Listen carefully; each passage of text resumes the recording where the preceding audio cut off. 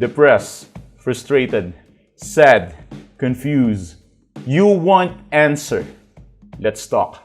Give me a message sa page ko sa Philippine Dating Coach and you can have one-on-one coaching with Coach Baze, your dating coach. Just please subscribe to my channel and hit the bell button. Kung ayaw na ng ex mo, ang pinaka-the best response na magagawa mo is what we call the powerful choice or yung tinatawag natin na willpower. Kapag sinabi natin willpower, ano ba ibig sabihin nun? It simply means na ready ka na tumalikod sa ex mo. And that is so much powerful. I mean, kasi kapag dumating na dun sa punto na yung ex mo is parang pinapakita na niya lahat ng senyales na ayaw na niya, pinapakita na niya na hindi na talaga niya gusto, and that is actually the opportunity to use this what we call willpower.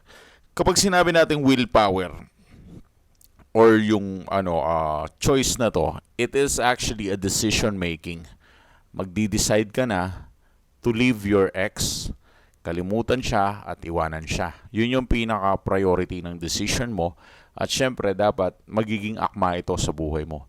Ganito mag-response every time na nagkakaroon ng breakup at every time na sinasabi ng ka-relationship mo or ex mo na ayaw na niya, then just be it. Just have a strong personality to do that thing.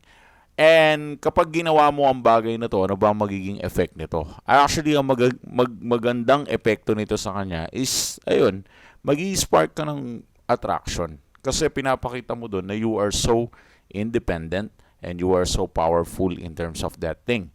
And mapapakita mo dun sa willpower mo, nakarespeto kang tao. Bakit mo may papakita nakarespeto ka?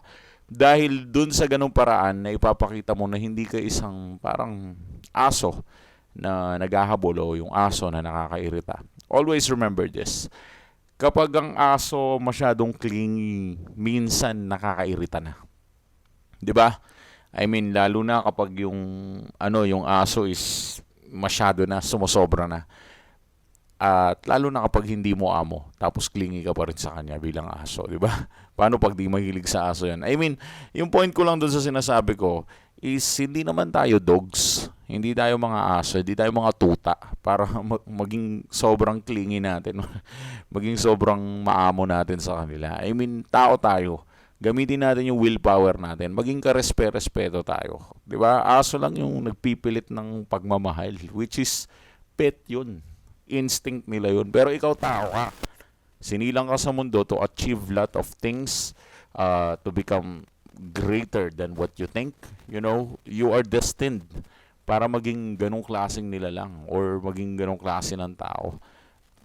Ito yung purpose mo, ang magbigay inspirasyon sa iba, magbigay ng legacy. Tapos bandang huli, magiging parang aso ka lang. I mean, you're not a pet. You're a human being. So, ang pinakamagandang response dyan is willpower. Mag-decide ka na tumalikod na, as in 360 degree. Kapag sinabi natin tumalikod na, kung yung daan, kaliwa siya, kumanan ka na. Kalimutan mo na, i-apply mo na to sa life mo, sa lifestyle na meron ka. I mean, let's move forward. Kasi kapag ginawa mo to, ang pinakamagandang benefits niya, mag-i-spark siya ng attraction. Huwag kang matakot kung yung ex mo, lalo kang hindi habulin dahil tumalikod ka. Hindi, lalo ka niyang papabayaan kapag umabol ka kasi para kang tanga. 'Di ba? At kahit ikaw ayaw mo makipagrelasyon sa tanga yung ex mo pa kaya.